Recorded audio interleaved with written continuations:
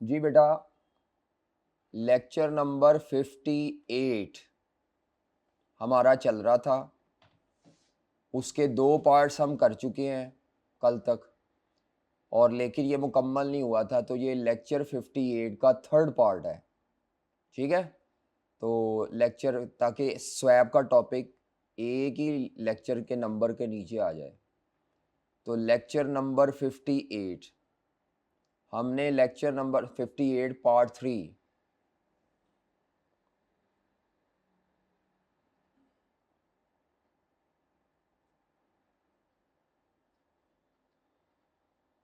CB या 3 क्या लिखते हैं, ABC लिखते हैं, 3 लिखते हैं? 1 2 चलता है, चलो 3 ठीक है, पोर्टल पे 3 लिखना है। तो ये लेक्चर 58 के साथ ही अपलोड होना है। हमने प्रीवियस लेक्चर में इंटरेस्ट रेट, जो ए और बी पार्ट थे, उनमें इंटरेस्ट रेट स्वैप किया था 2 तरह का। ये वाला 58 का पार्ट 1 और 58 का पार्ट 2 इंटरेस्ट रेट स्वैप हमारा मुकम्मल हो चुका है। अब हमने करना है करेंसी स्वैप, और फॉरेक्स स्वैप की थ्योरी है, कोई न्यूमेरिकल कोई एग्जाम्पल नहीं है।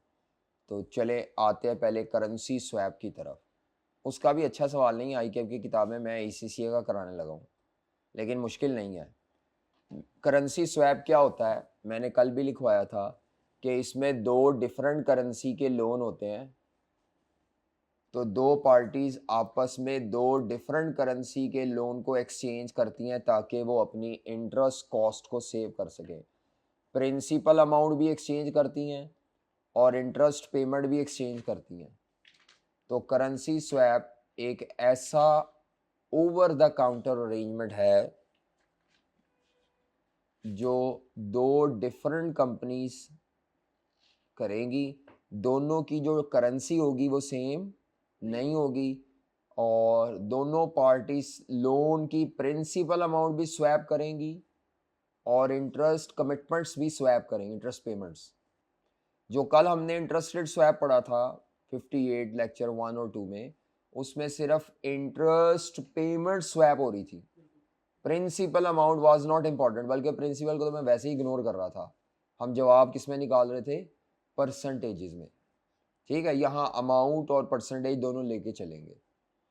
तो अब करेंसी स्वैप बता दिया। करेंसी स्वैप 3 तरह का होता है। पहला कौन सा होता है, फिक्स्ड फॉर फिक्स स्वैप का मतलब क्या है, पार्टी 1 का भी फिक्स रेट का लोन है, पार्टी 2 का भी फिक्स रेट का लोन है, दोनों आपस में स्वैप करना चाहती हैं, दोनों की डिफरेंट करेंसी है, दोनों के डिफरेंट इंटरेस्ट रेट है। एक होता है फिक्स्ड फॉर वेरिएबल, एक पार्टी का फिक्स रेट है, दूसरी का कौन सा है, कुछ भी हो सकता है, दोनों पार्टी के वेरिएबल भी हो सकते हैं, लाइव। और इसमें ये पाबंदी नहीं है जो हमने कल परसों पढ़ा था, कल पढ़ा था इंटरेस्ट रेट स्वैप, उसमें एक पार्टी का फिक्स होना और दूसरी का फ्लोटिंग होना ज़रूरी है। इसमें ऐसा नहीं है, दोनों पार्टी का फिक्स्ड फॉर फिक्स स्वैप भी हो सकता है, फ्लोटिंग फॉर फ्लोटिंग स्वैप भी हो सकता है, एंड वाइस वर्सा। ठीक है, अच्छा इसमें स्टेप्स क्या होंगे, स्टेप्स क्या होंगे, देखें ऊपर आज की डेट पे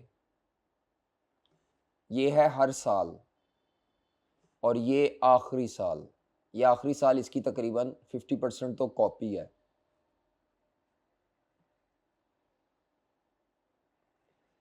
सबसे पहले क्या होगा,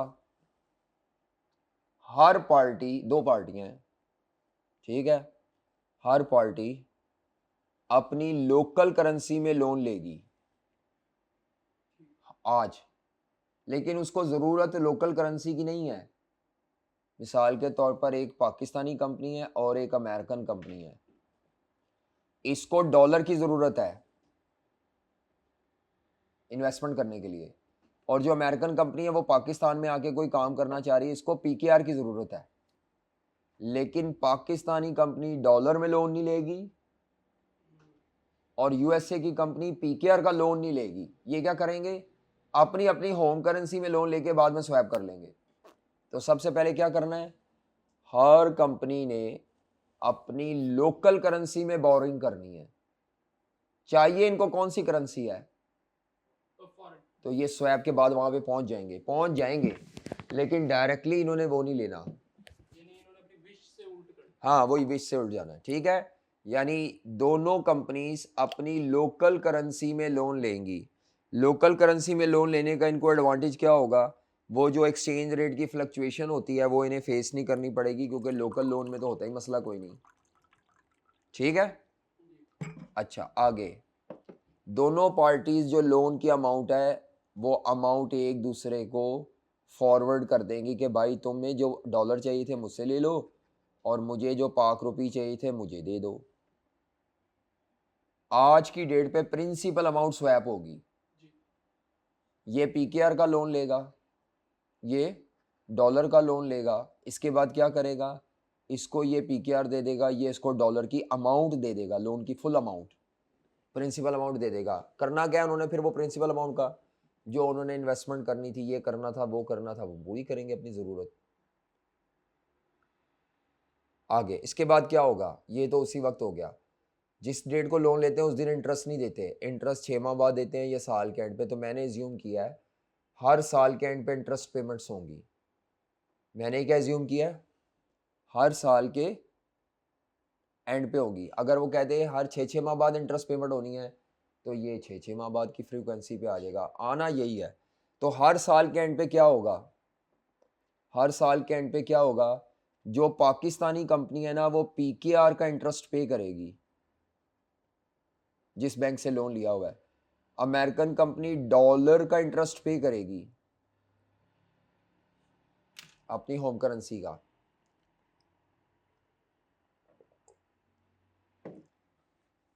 बात समझ आ रही है। प्रिंसिपल अमाउंट एक्सचेंज हो चुकी हैं। पाकिस्तानी कंपनी को पीकेआर का लोन पता है कि मैंने किस बैंक से लिया हुआ है, वो दूसरी पार्टी को बैंक के सामने नहीं कराएगी। अमेरिकन कंपनी को पता है मैंने लोन किस करेंसी में लिया हुआ है, डॉलर में लिया है, तो मैंने डॉलर का इंटरेस्ट पे कर देना है। पहले ये पेमेंट्स कर देंगे,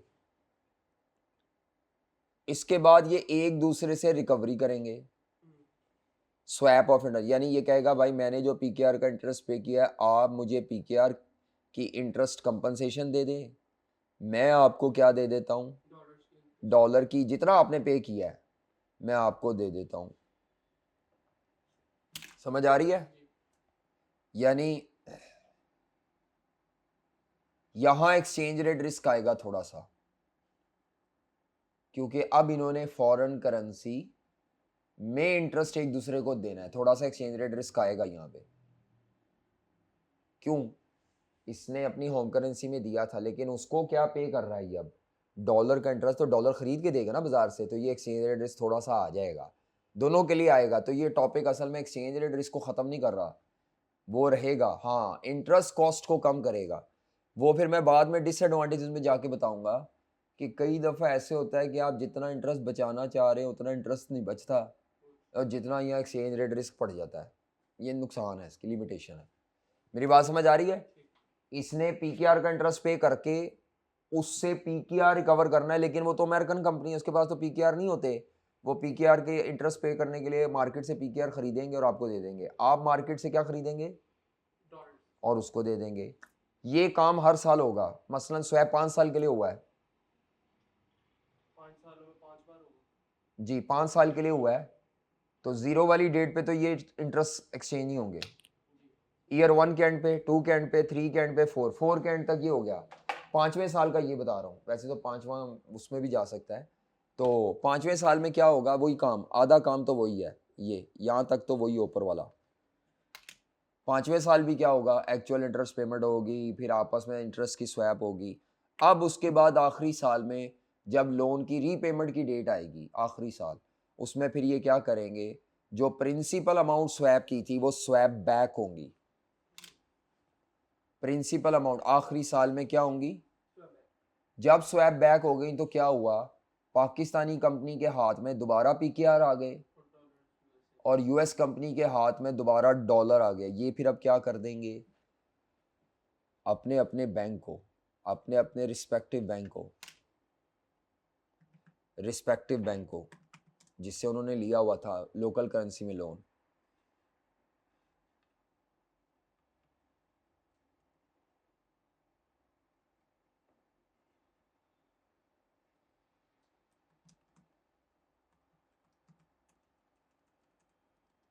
वैसे एक्सप्लेन करने के लिए लिख रहा हूँ। ठीक है, ये अपना वो जो एक्चुअल वाला लोन था ना, जो उन्होंने वो पहले ली थी ट्रांजेक्शन में, ये बैंक को रीपे कर देंगे। इसने लिया था मिसाल के तौर पर स्टैंडर्ड चार्टर्ड से, इसने लिया हुआ था अपने किसी बार्कले बैंक से या किसी और से, जो भी है अमेरिका में जो बैंक होते हैं। समझ आ रही है कि नहीं समझ आ रही?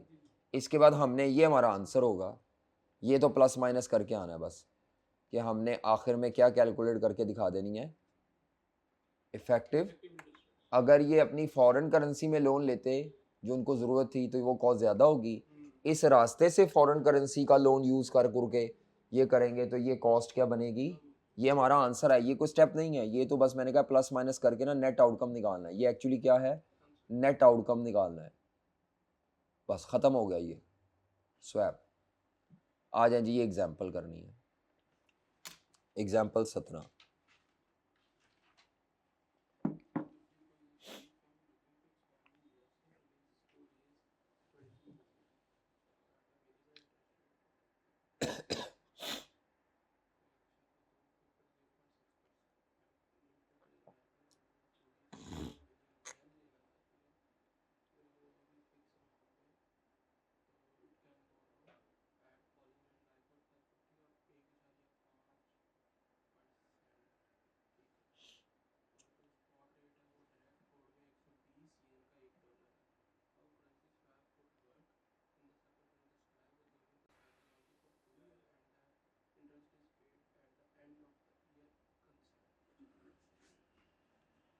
परसेंटेजेस के पीछे ये करेंसी साइन क्यों लगाई थी? ताकि आपको बताना चाह रहा है कि ये किस कंट्री में वो दोनों पे सेम लगा दी, है। दोनों पे येन लगा दी। हाँ तो कोई मसला नहीं,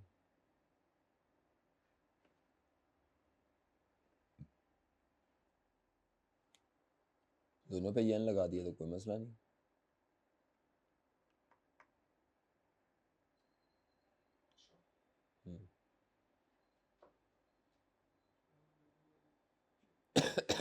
ये देखो लिखा क्या हुआ है, ये कौन से रेट पे लेना चाह रहे हैं, ये किस पे लेना चाह रहे हैं, ये इनकी विश है, इसमें विश बताई होगी। अब हम इसके अगेंस्ट ये करेंगे।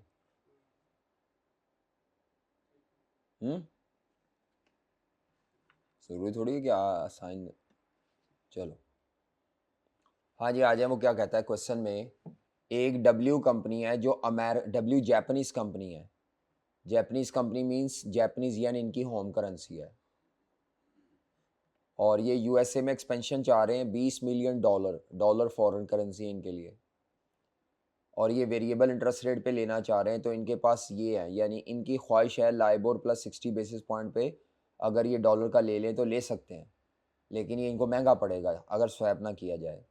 फिक्स लेंगे तो ये येन डायरेक्ट, यानी डायरेक्ट, और अगर अपनी लोकल करेंसी में लेंगे तो इतना रेट पड़ेगा। अगर फॉरेन करेंसी का डायरेक्ट लोन लेंगे तो ये पड़ेगा। अमेरिकन कंपनी है जिसको 2400 येन चाहिए। कितने येन चाहिए? इनकी लोकल करेंसी येन है, इनकी लोकल करेंसी क्या है, येन है। ये फिक्स रेट पे बोरो करना चाह रहे हैं और उनका ये रेट है, यानी ये इनकी फॉरेन करेंसी है। ओ सॉरी, अमेरिकन कंपनी के लिए येन फॉरेन करेंसी है, मैंने गलत लिख दिया ऊपर, ये फॉरेन करेंसी है।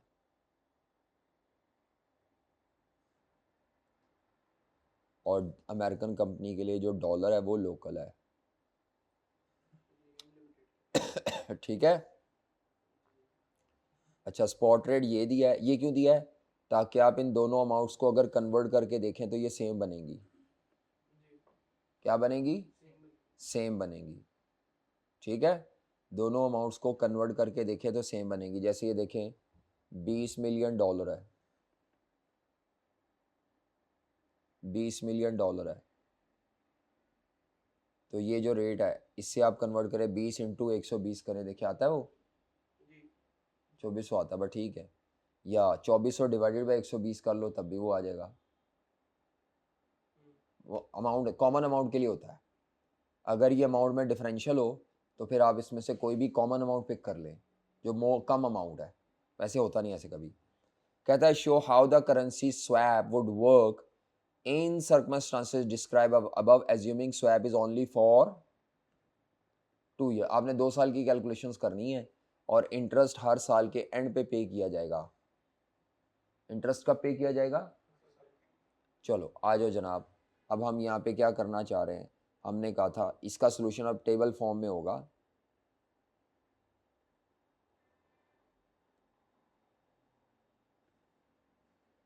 जी, और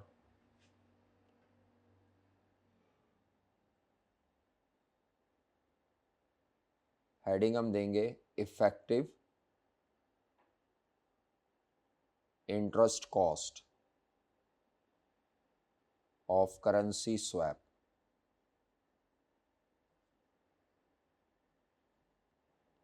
effective interest cost of currency swap. हाँ जी, effective interest cost of currency swap. अच्छा जी, 2 कंपनीज हैं। टेबल हम वैसे ही बनाएंगे जो नेट आउटकम का टेबल होता है शक्ल, लेकिन थोड़ा लेंथी होगा ये टेबल। इसमें इधर टाइमिंग भी लिखते जाएंगे, टाइम। तो यहाँ पर टेबल में ज़रा टाइमिंग या ईयर्स भी मेंशन करते जाएंगे, ईयर्स या टाइम। और इधर स्टेटमेंट्स लिखेंगे। यहाँ पे हम लिखेंगे दोनों कंपनीज के नाम। पहली कौन सी कंपनी है? जैपनीज़ है, जैपनीज़ है वो, डब्ल्यू कंपनी, जैपनीज़ जो है। और दूसरी कंपनी का क्या नाम है? एम लिमिटेड, वो अमेरिकन है। लें जी,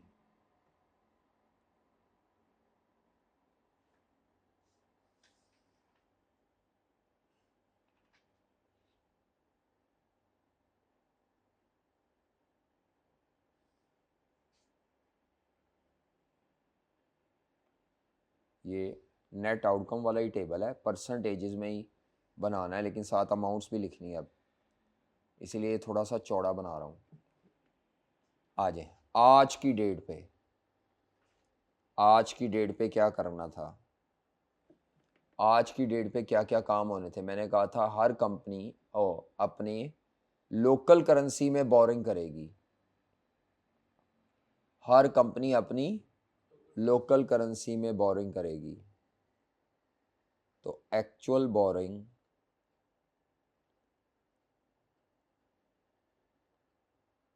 इन लोकल करेंसी। अब ये डब्ल्यू कंपनी है, इसको चाहिए तो 20 मिलियन डॉलर थे, लेकिन ये उनके लिए 2400 येन का लोन लेंगे और इनको रिसीव होगा तो ये इनफ्लो होगा। 2400 मिलियन है कितना है? हाँ ठीक है, ये लोन रिसीव हो रहा है। हमने कंपनी एंगल से तो कंपनी के लिए कैश इनफ्लो है, ये अपने लिए नहीं लिया येन का लोन, उनके लिए लिया है। और ये डॉलर में कितने का लेंगे? ये लेंगे 20 मिलियन। हाँ मेरा ख्याल है, हाँ 20 मिलियन का। तो दोनों कंपनी ने अपनी अपनी लोकल करेंसी में बोरिंग कर ली। अच्छा, दूसरा काम क्या होगा? आज की डेट पे ही, आज की डेट पे ही दूसरा काम होगा एक्सचेंज या स्वैप ऑफ प्रिंसिपल अमाउंट्स। अब स्वैप अप्लाई हो रहा है, swap of principal amounts.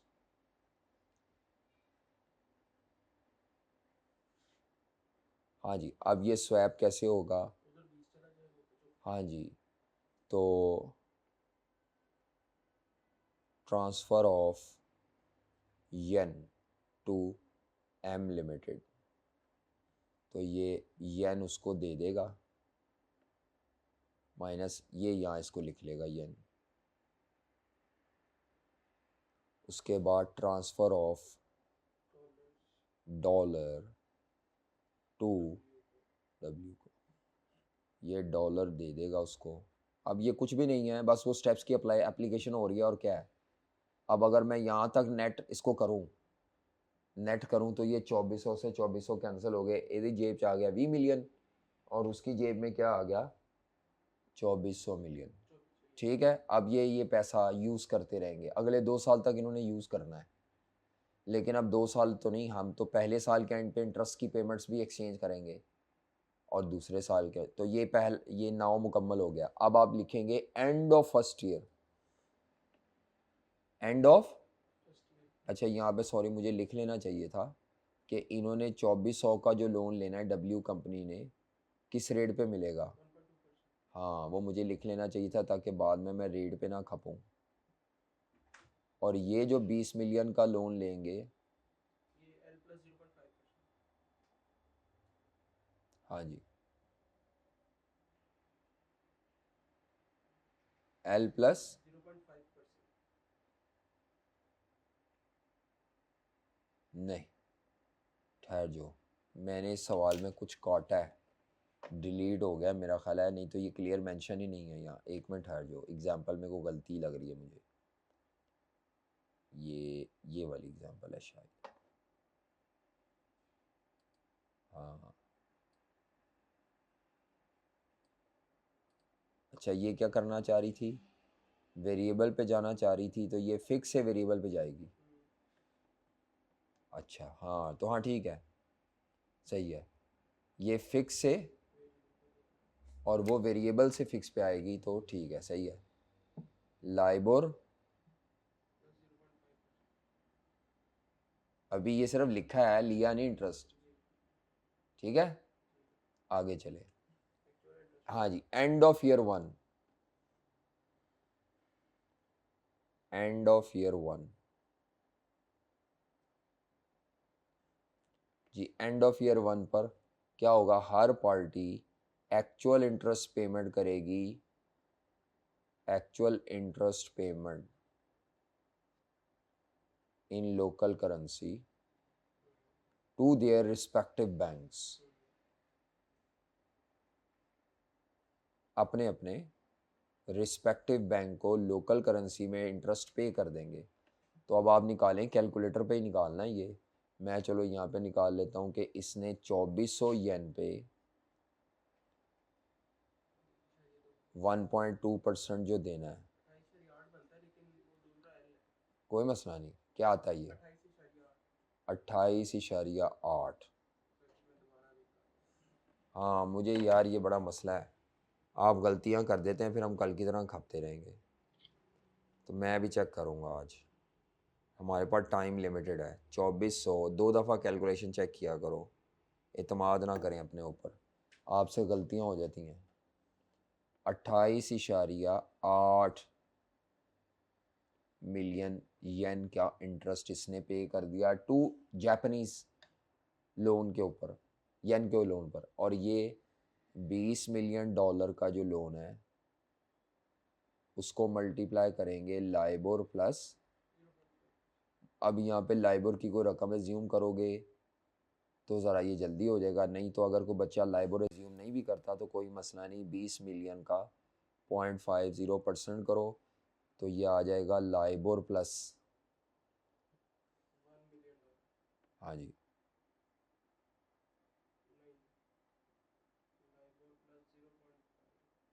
LIBOR plus 0.1%। ये चेक करता हूँ फिर भी मैं दोबारा,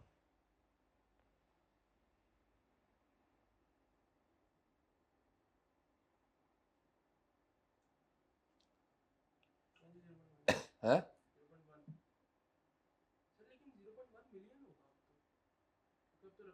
हाँ 0.1 मिलियन बस। अगर फॉर एग्जांपल मैं वैसे लिख लेता हूँ यहाँ पे, ये गलती हो सकती है, अगर मैं यहाँ लाइबोर एज्यूम कर लूँ 10%, तो और लोन कितना है, तो मेरा इंटरेस्ट क्या निकलेगा 20 मिलियन इंटू 10 प्लस, हाँ जी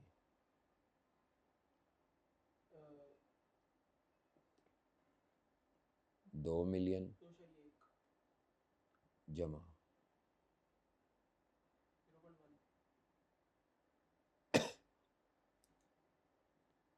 0.1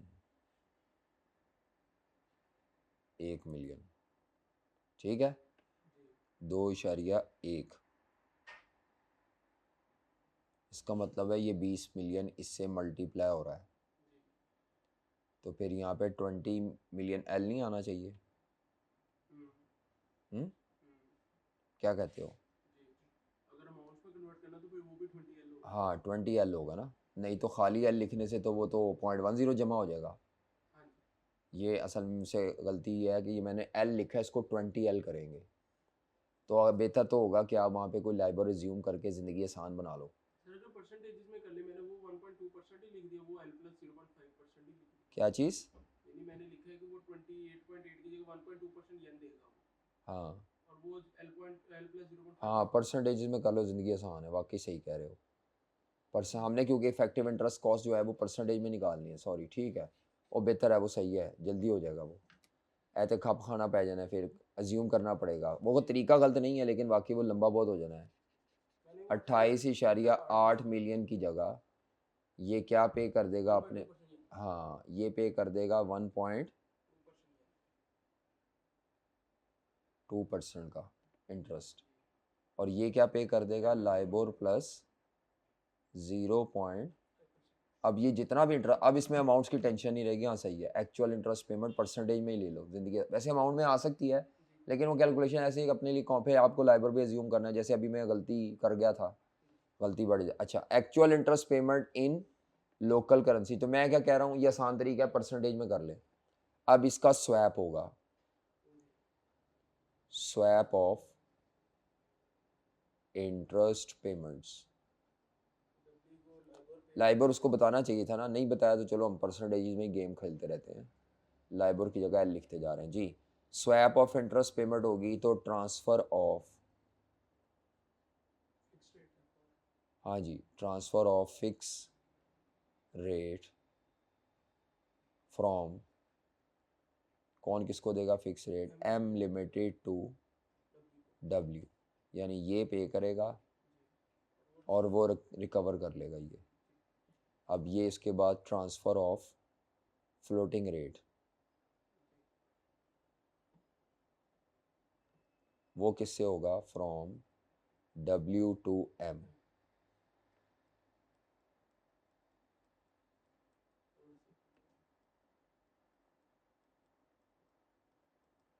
जिसके नतीजे में इसका मतलब है ये इससे कैंसिल हो जाएगा, ए रह गया, इधर ये कैंसिल हो जाएगा, बस ठीक है, अमाउंट्स की ज़रूरत नहीं है। ये पहले साल के एंड पे हो गया, अब आ जाओ दूसरे साल का एंड, तब भी ऐसे ही करना है, सेम मैंने तो लाइन सेम कॉपी कर लो। हाँ, मैं भी उठा के यहाँ से कॉपी कर लेता हूँ, मैंने तो रिपीट वाली लाइनें लगा के ना बस वो ठीक है, पेपर में कॉपी पेस्ट ही कर लेंगे ना एक्सेल पे। जी जी क्वेश्चन में हो जाएगा। हाँ जी, और ये रकमें भी सेम ही होनी है। जी बिल्कुल, क्योंकि सर ये सिंपल इंटरेस्ट है, कंपाउंड तो है ही। सर इसमें सिंपल ही होता है, सिंपल ही ये है, सिंपल बैलून है। पेमेंट वाला कॉन्सेप्ट नहीं ना है। क्या सिंपल है, साथ साथ ही देना है, लॉन्ग टर्म लोन है ना, बैलून पेमेंट हमेशा शॉर्ट टर्म लोन के लिए होती है, 1 साल से कम अरसे के लोन होते हैं, लंबे लोन कभी भी बैलून नहीं रखे जाते। हाँ, हो सकते हैं लेकिन उनका स्वैप नहीं है, एंड ऑफ ईयर 2 पे। वही सेम।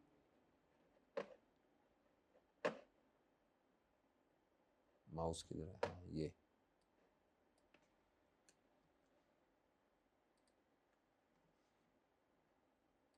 चले, सेम वही कॉपी हो गया एंड ऑफ ईयर 2 पे। इसके बाद एंड ऑफ ईयर 2 2 साल के लिए स्वैप था शायद, बिल्कुल अगर 5 साल के लिए होता तो यही काम मैं बार बार रिपीट करी जाता 5 सालों में। अच्छा जी, इसके बाद अब क्या होगा, जब ये 2 साल पूरे हो गए इंटरेस्ट, अब ये स्वैप बैक होंगी चीज़ें, जी।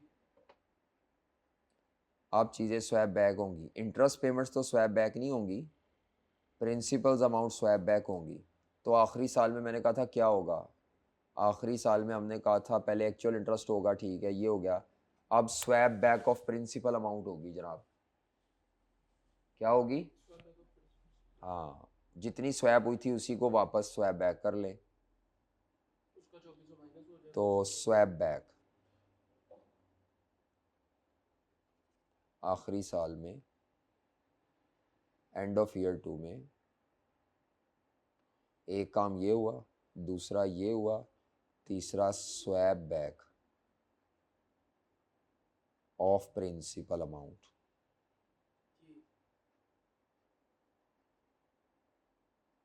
अच्छा, कौन किसको कितना स्वैप बैक करेगा, क्योंकि ये 2400 येन का लोन लेके उसको दे चुका है, वो 2400 येन को यूज़ कर रहा था। हाँ, तो ये 2400 येन वापस कर देगा उसको, और ये रिसीव कर लेगा 2400 येन। इसका मतलब है कौन किसको दे रहा है, M2W, येन का प्रिंसिपल हो गया। अब डॉलर का प्रिंसिपल जो है वो WM को पे करेगा, W पे करेगा, तो $20 मिलियन ये इसको देगा और ये रिकवर करेगा। अब इसके बाद क्या होगा, ये अपने अपने रिस्पेक्टिव बैंक्स को, हाँ, एक्चुअल रीपेमेंट इन लोकल करेंसी, ये अपने बैंक को रीपेमेंट ऑफ लोन करेंगे।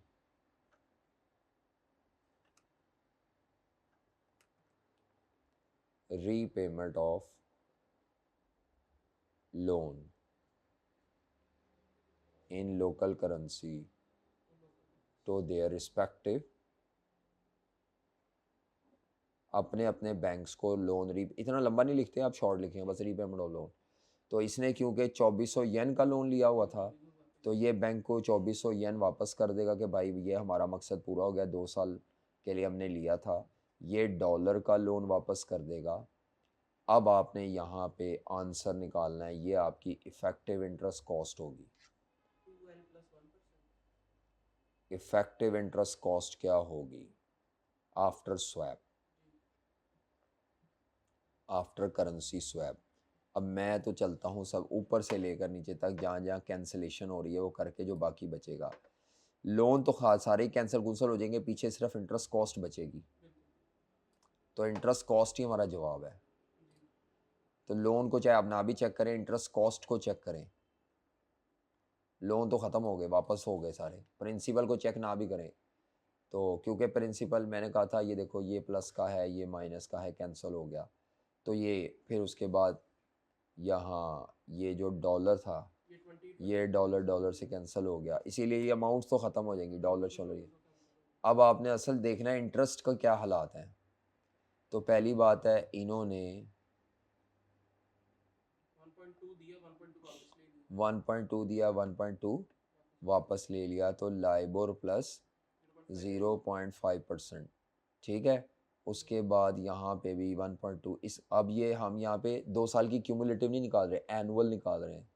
इसका मतलब है हर साल इनको क्या पड़ेगा, एनुअल निकाल रहे हैं ना। वो आप इसको जमा ना कर दीजिएगा, क्योंकि देखें इसको आप चेक करें, 1.2 इसने पे किया था, 1.2 इसको रिकवर हो गया, तो पहले साल के एंड पे इसकी ये कॉस्ट है। नहीं, जमा नहीं करना, एनुअल शो करना है। अगर 3 साल का भी सवाल होगा ना, तो आपने एनुअल शो करना है, और वो हर साल सेम ही आ रहा होगा पर एनम, क्यूमुलेटिव नहीं शो करना। आप करना चाहते तो फिर अलग-अलग लिखें, effective interest cost for 1 year, year 1, effective interest cost for year 2, या ये टेबल ही वहीं तोड़ दें, टेबल को ही वहाँ तोड़ दें, टेबल के अंदर ही एक line effective interest cost of year 1 बना दें, ठीक है। तो यहाँ पे अब क्या आएगा, इसका मतलब है इनकी इफेक्टिव एनुअल इंटरेस्ट कॉस्ट है लाइबोर प्लस 50%, और उनकी इफेक्ट कॉस्ट होगी मेरा ख्याल 1.2%। इनको सेविंग कितनी हो रही है, अगर ये डायरेक्ट अपना फ्लोटिंग वाला लेते, नहीं जैपनीज कंपनी अगर डायरेक्ट लेती, हाँ हाँ बिल्कुल, अगर वो डॉलर का लोन लेते तो लाइबोर प्लस 6 बेसिस पॉइंट पे लेना था, तो 0.10% सेव हुआ उसका, और उसका 0.3% सेव हुआ है जी। अगर ये रिक्वायर्ड लोन को बगैर स्वैप के लेते हैं, वैसे ही लिख रहा हूँ, इंटरेस्ट कॉस्ट ऑफ, अगर ये डायरेक्ट फॉरेन करेंसी के लोन ले लेते एट रिक्वायर्ड रेट्स, तो इन्होंने लाइबोर प्लस 0.6% पे करना था, और इन्होंने 1 तो इसका मतलब है दोनों की सेविंग मांगी नहीं, वैसे सेविंग उसने तो इसको 0.10% कम देना पड़ रहा है और इसको शायद 0.3% सेव हो रहा है, तो दोनों की कंबाइंड सेविंग तकरीबन 0.4% की है। ठीक है, ये सवाल एग्जाम्पल 18 करनी है, एग्जाम्पल 18 आपने करनी है, करें जल्दी से, बल्कि ये घर से कीजिएगा, टाइम कम है। एग्जाम्पल 18 बिल्कुल छापा है, बस अब इसमें फ्लोटिंग को फ्लोटिंग से नहीं करना, फिक्स को फिक्स से करना है, ये इस तरह कुछ होगा।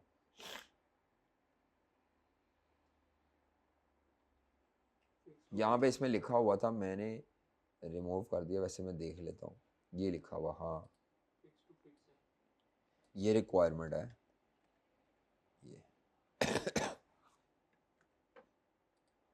ये मेंशन किया होगा इसमें, क्लियर।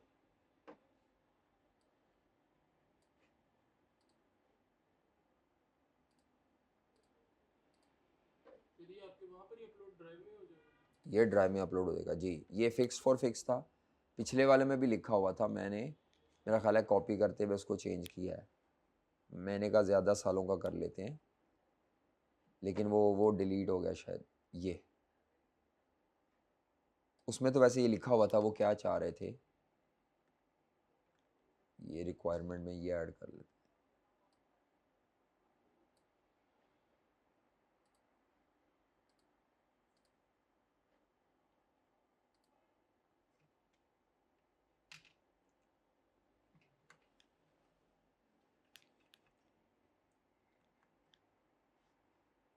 बस ये देखो, फिक्स्ड फॉर वेरिएबल, नीचे क्या है, इस सवाल में क्या है, दोनों फिक्स रेट पे ही लेंगे, लेकिन लेंगे किस करेंसी में, लोकल करेंसी में। चलो जी, अच्छा जी, इसका फ़ायदा क्या है, नुकसान क्या है, करेंसी स्वैप का क्या फ़ायदा है और क्या नुकसान है। अब वो घर से करना है, अगर आप करेंगे ठीक है, नहीं करेंगे तो वो आप सॉल्यूशन नोट्स में होगा, वहाँ से देख लेना, फिर अब मैं क्या कह सकता हूँ। हाँ जी, फ़ायदा क्या है, सबसे पहले क्योंकि ये ओवर द काउंटर एग्रीमेंट है, तो किसी भी साइज़ का हो सकता है, कभी भी रिवर्स हो सकता है, यानी ये आपस में जब मर्जी चाहे इसको रिवर्स कर लें। लेकिन जो ओरिजिनल बैंक से ली होंगी इन्होंने लोकल करेंसी में, वो अपनी ड्यू डेट पे होगी या उसकी टर्म्स एंड कंडीशन पे डिपेंड करता है। अगर इन्होंने उस बैंक से भी कहा होगा ना कि हम जब चाहें आपका लोन रीपे कर सकते हैं, तो बैंक ये भी ऑप्शन देता है अर्ली रीपेमेंट की। तो इसका मतलब है इसमें चीज़ें स्टैंडर्डाइज नहीं हैं, पाबंदियाँ नहीं हैं, दे आर आज़ाद, दे हैव इंडिपेंडेंस। वजह ओवर द काउंटर होता है ये। दूसरा, ट्रांजैक्शन कॉस्ट कम है, कोई बैंक कमीशन फ़ी ज़्यादा नहीं लेता या बहुत थोड़ी लेता है कई दफ़ा। उसके बाद आप अपने डेट को फिक्स रेट डेट से फ्लोटिंग में और फ्लोटिंग को फिक्स में कन्वर्ट कर सकते हैं अपनी ज़रूरत के मुताबिक। फिक्स को फिक्स में भी कर सकते हैं, फिक्स को वेरिएबल में भी कर सकते हैं, वेरिएबल को वेरिएबल से, ये इस चीज़ की फ्लेक्सिबिलिटी है। ये करेंसी स्वैप पढ़ रहे हैं हम, तो ये उसके हैं, कल मैंने आपको इंटरेस्ट रेट स्वैप के बताए थे, ये करेंसी स्वैप के हैं। उसके अलावा ये एडवांटेज तो बल्कि सबसे पहले लिखना चाहिए था कि दोनों पार्टीज़ की जो इंटरेस्ट कॉस्ट है वो कम होती है। ठीक है, तमाम पार्टीज़ के इंटरेस्ट कॉस्ट क्या होती है, कम होती है। उसके अलावा इससे एक्सचेंज रेट रिस्क कुछ हद तक कम होता है।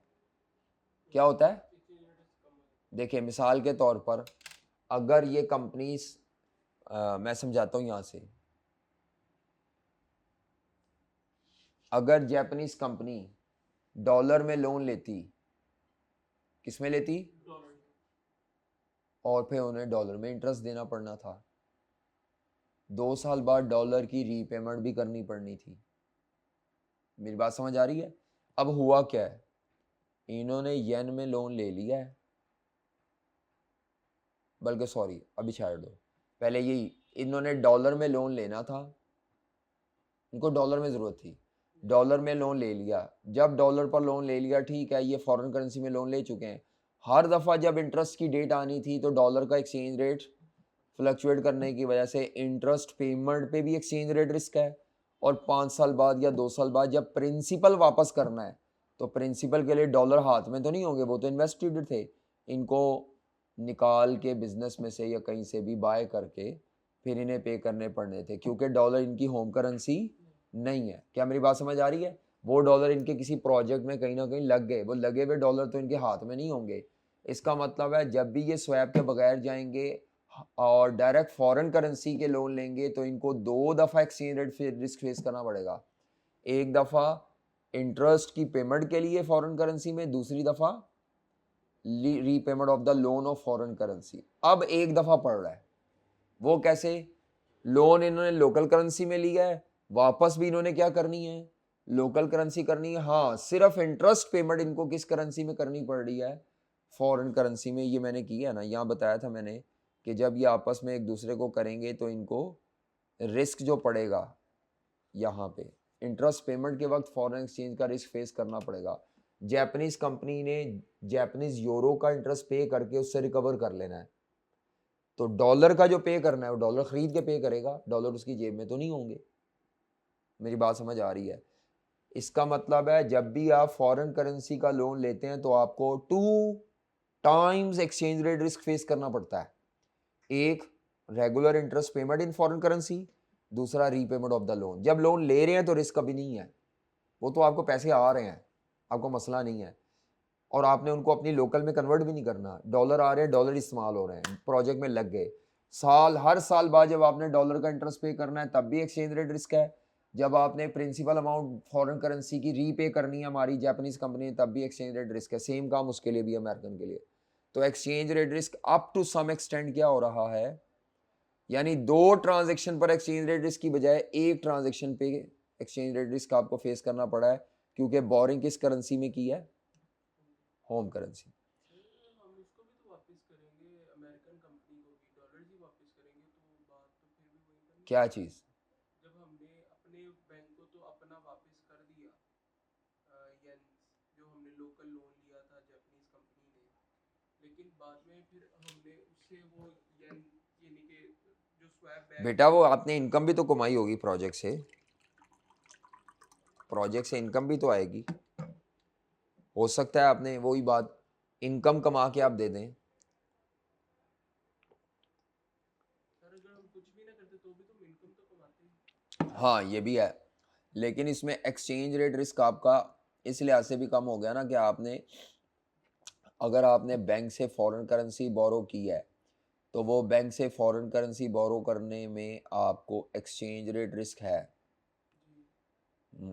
यहाँ पे भी रेवेन्यू, हाँ रेवेन्यू तो आपने कमा लेना था, यानी आप कहना चाह रहे हैं कि प्रोजेक्ट में पैसे आपने 20 मिलियन लगा दिए या वो लगा दिए, प्रिंसिपल अमाउंट तो इन एनी केस आपने दूसरी पार्टी को पे करनी है। जी बिल्कुल करनी है। और वो डॉलर्स या फॉरेन करेंसी में ही करनी है। हाँ वो करनी है आपने, वही फॉरेन करेंसी ही वापस करनी है। तो वहाँ जब हम वापस करने की बात आती है तो हम फिर अज्यूम कर लेते हैं कि जनाब हमें उतना रेवेन्यू आ चुका होगा कि हम फॉरेन करेंसी बाज़ार से लेने की बजाय कमाई हुई अमाउंट में से देंगे। फिर ये वाला पॉइंट, ये काम ख़त्म हो जाएगा, लेकिन फिर भी आपको एक्सचेंज रेट रिस्क कम होगा। क्यों कम होगा? क्योंकि आपको इंटरेस्ट रेट पे पड़ रहा है, बस प्रिंसिपल पे आपने कमा के दे दिया उसको। ठीक है, हाँ हो सकता है उसने रिस्क मैनेज कर लिया हैजिंग के ज़रिए, वो वाला जो रीपे करना है।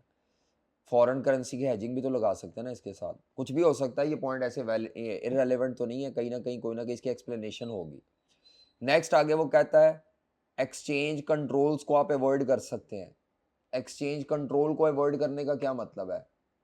बाज़ दफ़ा होता है कि एक डेवलप कंट्री है और एक डेवलपिंग कंट्री है। जो डेवलपिंग कंट्री की हुकूमत है उसको पता लगता है कि आप ये स्वैप अरेंजमेंट में हैं, या वो बैन कर देती है। जैसे पाकिस्तान ने डॉलर की शॉर्टेज थी, डॉलर बाय नहीं कर सकते थे। मसलन मैं पाकिस्तानी किसी भी कंपनी ने अगर फॉरेन इन्वेस्टमेंट डॉलर में पेमेंट करनी, उसको डॉलर नहीं मिल रहे।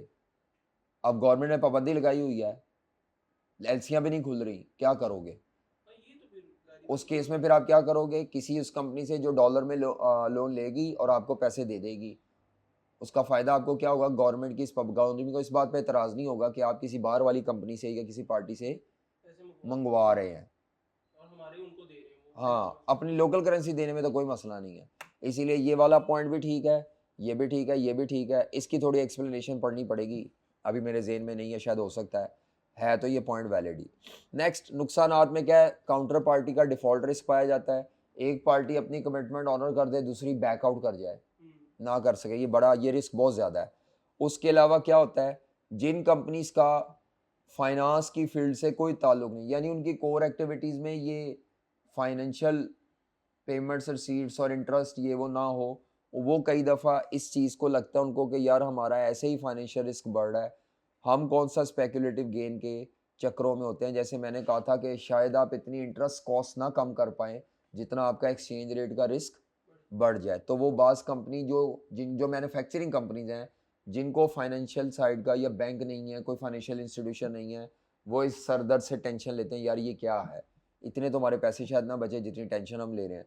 उसके अलावा वही है, हाँ जी, गवर्नमेंट की रिस्ट्रिक्शन आना आपके लिए प्रॉब्लम हो सकती है। जब आपने स्वैग बैक पे प्रिंसिपल अमाउंट वही ना, वापस करनी, तब फिर मसला पड़ेगा। गवर्नमेंट बिगड़ जाएगी। हाँ, गवर्नमेंट नहीं करने देगी, डेवलपिंग कंट्री अगर पाबंदी लगा दे। चलो हमने मंगवा तो लिए, जब वापस करने की बारी आएगी, गवर्नमेंट ने पाबंदी लगाई हुई है, तो वापसी मुश्किल हो जाएगी, हम डिफ़ॉल्ट हो जाएंगे किस्म के अपनी प्रॉमिस पे। स्वैप बैक के वक्त, जब ये स्वैप बैक प्रिंसिपल होगा, तो जिसने स्वैप बैक प्रिंसिपल वापस करना था, गवर्नमेंट कहती है भाई फॉरेन करेंसी की पेमेंट्स अलाउड नहीं, नहीं है, तो आप फंस जाएंगे फिर। तो ये मसाइल हैं, हम बहुत सी चीज़ों पर डिपेंडेंट हैं। अच्छा जी, ये एग्जांपल आपने करनी है। इसके बाद अगला है फॉरेक्स स्वैप। लिखें फॉरेक्स स्वैप, इसको 1 मिनट के लिए रोकिएगा भाई जरा। फॉरेक्स स्वैप, हाँ जी, ये फॉरेक्स स्वैप आई कैप की किताब से कॉपी किया। छोटी सी थ्योरेटिकल बात है, कैलकुलेशन कोई नहीं इन्वॉल्व, इसका मतलब है ये थ्योरेटिकली आ सकता है।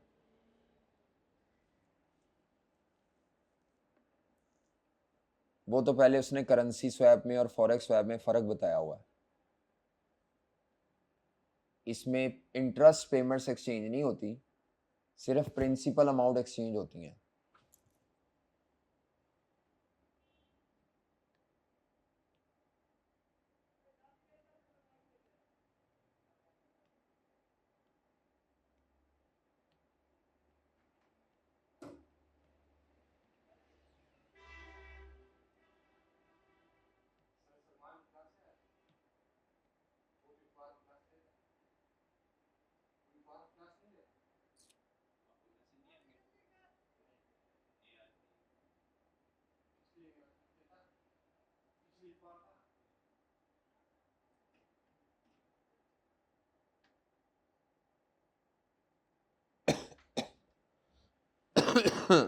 जी,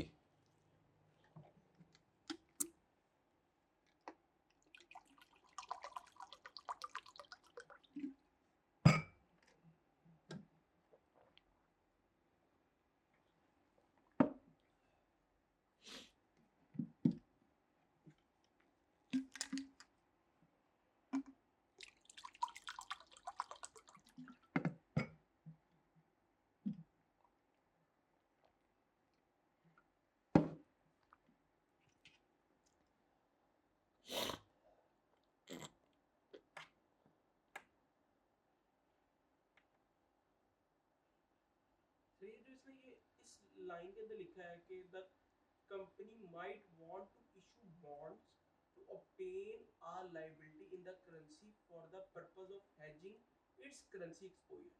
तो यहाँ पर वो एक्सपोर्टर की बात ही कर रहा है ना, कि वो लाइबिलिटी क्रिएट कर रहा है, तो उसको वहां से वो उस करेंसी में पेमेंट आएगी तो उसकी लाइबिलिटी सेटल हो जाएगी। नहीं वो नहीं है, वो नहीं है, एक्सपोर्टर होना ज़रूरी नहीं है, और ये लोन की बातें हैं, इसमें भी लोन ही है। सर अगर हम लाइबिलिटी रेज कर रहे हैं तो हमें किसी जगह से पेमेंट आनी होगी, तो वो लाइबिलिटी सेटल होगी। वो आएगी, मैं बताता हूँ आपको, समझाता हूँ। देखिए जी, मैं एग्जांपल देता हूँ।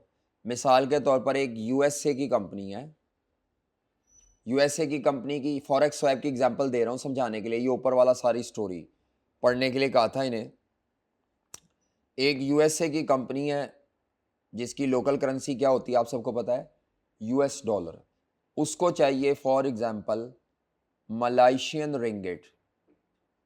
वैसे ये तो इतनी माड़ी करेंसी नहीं है, लेकिन चलो मलाइशियन रिंगिट चाहिए। क्यों? इन्होंने मलाइशिया में इन्वेस्टमेंट करनी है।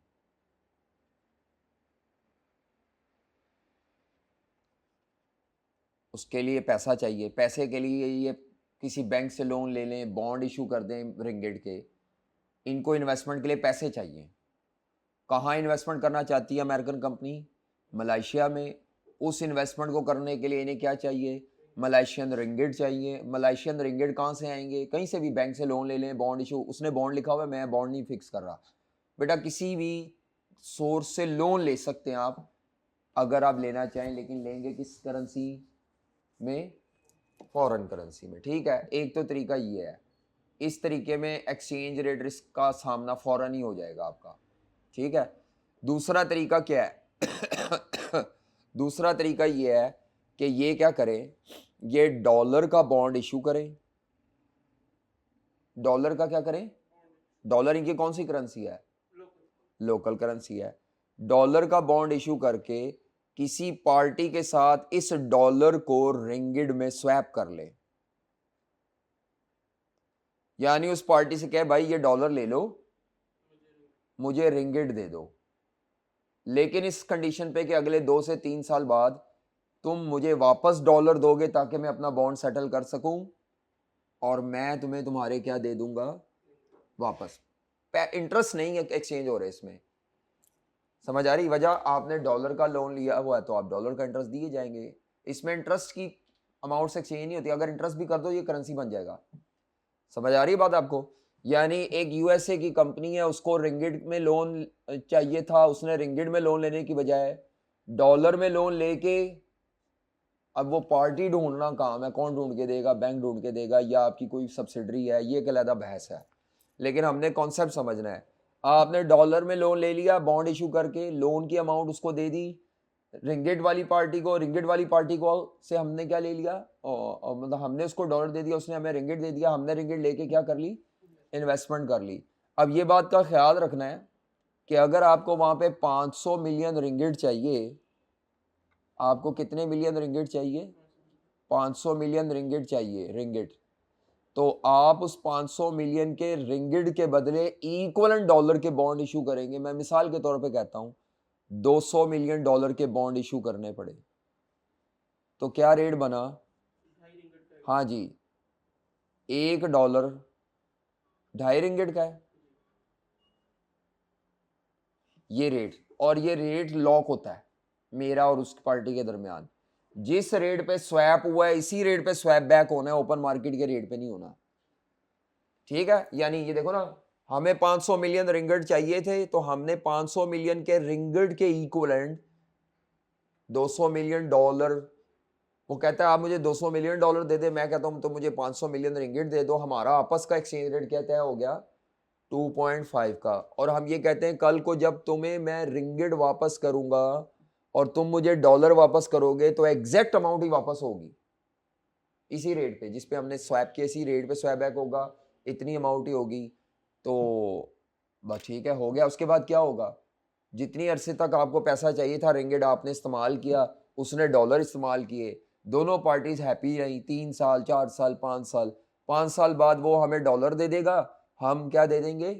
लेकिन वो जो अब रिंगिट दे दिए, उसको रिंगिट दे दिए, हमें उससे गर्ज नहीं है, हमें अपने से गर्ज है। तो ये जो यूएसए की कंपनी है, इसने ये जो बॉन्ड इशू किए हुए थे, ये बॉन्ड वापस कर देंगे। इसका इंटरेस्ट कहाँ गया? इंटरेस्ट उसने देना ही देना है, लेकिन वो हमारी इस कॉन्सेप्ट में शामिल नहीं है। अब उसको प्रॉब्लम क्या, उसको फायदा क्या हुआ? उसको एक्सचेंज रेट की वजह से जो इंटरेस्ट पेमेंट का प्रॉब्लम आना था, वो इंटरेस्ट पेमेंट डॉलर की दे रहा होगा उसकी वजह। और दूसरी बात है, जो उसको ये 200 मिलियन डॉलर दे के 500 मिलियन रिंगिट मिले, अगर ओपन मार्केट पे रहते तो अगली दफा शायद 500 की बजाय 600 मिलियन रिंगिट देके $200 मिलते। तो इसीलिए उसने इधर भी एक्सचेंज रेट के रिस्क को मैनेज कर लिया by locking this swap rate. समझ आ गई है? यही सारी स्टोरी वो सुना रहा है। यहाँ उसको एन अदर करेंसी नहीं लिखना चाहिए था, issue bond in local currency लिखना चाहिए था आई कैप को। समझ आ रही? वो एग्जाम्पल यूएस, बाज दफा होता है कि लोकल करेंसी नहीं, आप किसी पॉपुलर करेंसी में कर सकते हैं, इसीलिए आई कैप ने अनदर लिख दिया है। लेकिन मैंने जो ये समझाया वो किस कॉन्टेक्स्ट से समझाया, लोकल करेंसी से ज़्यादा समझ आएगा कि यूएस की कंपनी ने डॉलर में बॉन्ड इशू करके लोन लिया, उस पैसे को किसी के साथ स्वैप किया रिंगिट में, रिंगिट आ गए, इन्वेस्टमेंट की, इन्वेस्टमेंट जब ख़त्म की, रिंगिट रिकवर हुए, वो रिंगिट उस पार्टी को वापस दिए, अपने डॉलर वापस लेके लोन सेटल किया। अल्लाह अल्लाह खैर सल्ला। करेंसी की कदर को लॉक कर लिया। जी, एक किस्म की जो एक्सचेंज रेट की फ्लक्चुएशन और करेंसी की कदर, ये है ही का एक्सचेंज रेट का टॉपिक ना, एक्सचेंज रेट की रिस्क मैनेजमेंट का है। इसमें इंटरेस्ट रेट इन्वॉल्व नहीं है, और इसमें अगर न्यूमेरिकल आएगा तो यही होगा, प्रिंसिपल की एक्सचेंज होगी और कुछ नहीं। इंटरेस्ट पेमेंट इसमें शायद वो ना दे। तो ये उसका समझ लें, ये जो ऊपर टेबल हमने बनाया था ना, ये उस टेबल का तकरीबन हाफ पोर्शन होगा, इसमें से इंटरेस्ट उड़ा दूं। बस डे वन पे जो भी हाँ आया वो था बस बस वही। वही है। ठीक है, बात समझ आ गई है। ये फॉरेक्स स्वैप मुकम्मल हो गया, स्वैप का टॉपिक हमारा मुकम्मल हो गया है। इसके ऊपर हमारा कोई सवाल मौजूद नहीं है, ना फॉरेक्स स्वैप पे मौजूद है, करेंसी स्वैप पे शायद मौजूद हो, लेकिन इंडिपेंडेंट मौजूद नहीं है। मैं देख लेता हूँ एक दफ़ा पास्ट पेपर में, अगर करेंसी स्वैप पे मौजूद है। इंटरेस्ट रेट स्वैप पे आपको दिया था, वो आपने किया नहीं, तो वो बहुत अच्छा है मेरे लिए कि मुझे कराना नहीं पड़ेगा और मैं गोली करा के आगे चल जाऊंगा।